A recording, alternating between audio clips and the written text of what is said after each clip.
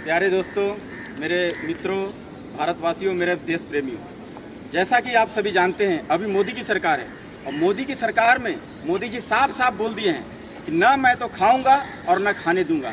और विरोधियों की फटी पड़ी है कि मोदी सरकार नए नए रूल्स ला रहे हैं।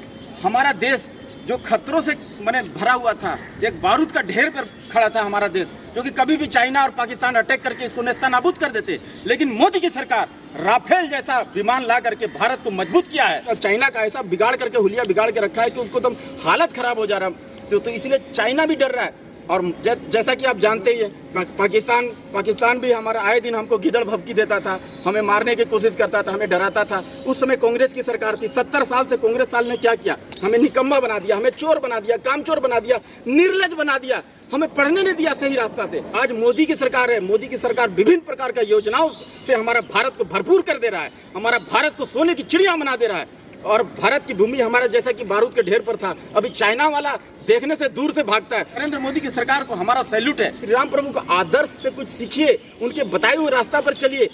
वाल्मीकि रामायण में कहा गया कि परस्य हरणे युक्तम परदारा विमर्शकम त्याज्य महादुरात्मानम वश में प्रज्वलितम यथा।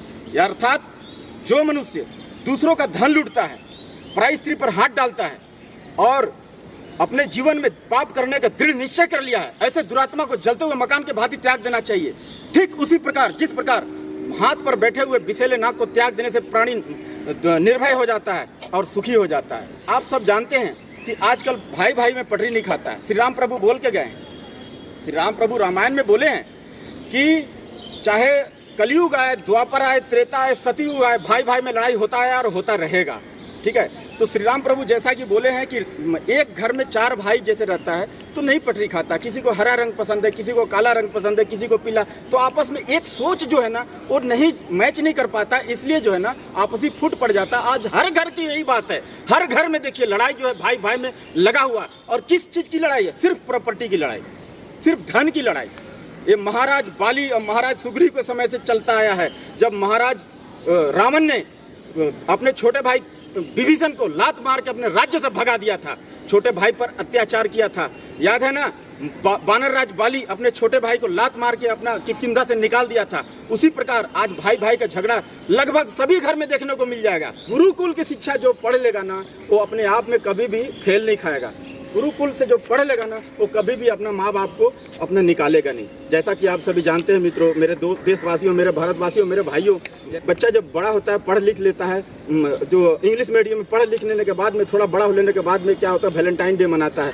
पाश्चात्य सभ्यता की संस्कृति को अपना लिया है, वैलेंटाइन डे मनाता है, मदर्स डे बनाता है, फादर्स डे बनाता है, जो कि हमारा संस्कार में नहीं है। ये हमारा संस्कार नहीं सिखाता कि हमको, हमारे लिए तो हर दिन फादर्स डे, हर दिन मदर्स डे। हम एक दिन क्यों मनाएंगे? पिताजी को क्यों पूजा? हम तो हर दिन पिता माता का पूजा करते हैं भाई। हमारा भारत की संस्कृति ये सिखाती है हमें।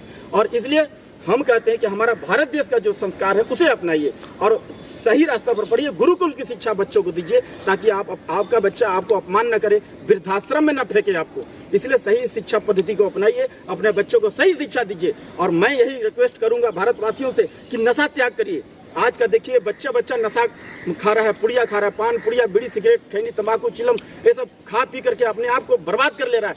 ये विदेशी साजिश है, इसको पकड़िए, इसको बंद करिए। इसको आप पान खा करके, पुड़िया खा करके, नशा करके आप दारू पी करके नाली में गिर जाते हो। ये हमारा भारत की संस्कृति है, ये हमारे पूर्वजों ने हमें सिखाया है। हम साधु संतों का, ऋषि मुनियों का हमारा भारत देश है। उस देश में नशा नहीं चलेगा। मैं नशा मुक्त करके रहूंगा भारत देश को। और मैं मोदी जी से भी अपील करता हूं कि भारत में जितने भी दारू का भट्टी दुकान है, जितने भी दारू का दुकान है, वो सबको बंद कराया जाए। और जितना भी नौजवान जो पुड़िया खा करके अपना माउथ कैंसर बना रहे हैं, अपना जीवन को नष्ट कर रहे हैं, वो पुड़िया न खाएं और पुड़िया, गुटखा, ये सब खैनी वगैरह न खाएं। मैं यही अपील करता हूँ और मोदी की सरकार से हाथ जोड़ के रिक्वेस्ट करता हूं कि कहीं जहां भी पुड़िया का जो फैक्ट्री है उसे बंद करवाने की कृपा करें। हमारा समाज खोखला हो रहा है, हमारा नौजवान खोखला हो रहा है। हमारा पहले 100 वर्ष जीते थे, आज देखिए 30-40 वर्ष, 50 वर्ष में आदमी मर जाता है। एक कारण क्या है? एक कारण है आज जो है ना, आने वाले दिनों में कोई कृषि नहीं करना चाहता है, कोई खेती नहीं करना चाहता है। खेती के लिए उपजाऊ भूमि जो है उसमें यूरिया डाल के इतना वो खाद को डाल करके उसको जहर बना दे रहे हैं, वो खाने लायक नहीं रह जाता है। आप जो है अपने घर में कोशिश करिए, एक गौ माता को पालिए, गाय जो है हमारा 33 कोटि देवी देवता उसके अंदर होता है। एक देसी गाय को पालिए, हर एक घर में एक देसी गाय होना चाहिए। और वो गाय से जो दूध जो निकलेगा, वो गाय जो है ना, उसका दूध जो होगा ना, वो अमृत तुल्य हो गया।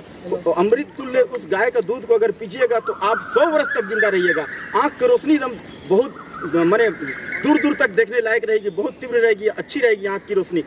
गाय का दूध में जैसे भैंस का और गाय का दूध को तुलना करिए तो भैंस का दूध जो है ना वो व्हाइट रहेगा, सफ़ेद रहेगा, और गाय का दूध को गर्म करिएगा तो पीला रहेगा। तो ये हो गया चांदी का प्रतीक, ये हो गया सोना का प्रतीक। इसलिए चांदी और सोना का डिफरेंस को, उसको माने रेट को समझिए कि चांदी का कितना रेट है 10 ग्राम का, और 10 ग्राम का सोना का कितना रेट है। इसलिए गौ माता को जो है ना पालिए, हर एक घर में एक गौ माता होना चाहिए। इतना बोल करके मैं आपसे आज्ञा लेता हूँ, विदा लेता हूँ।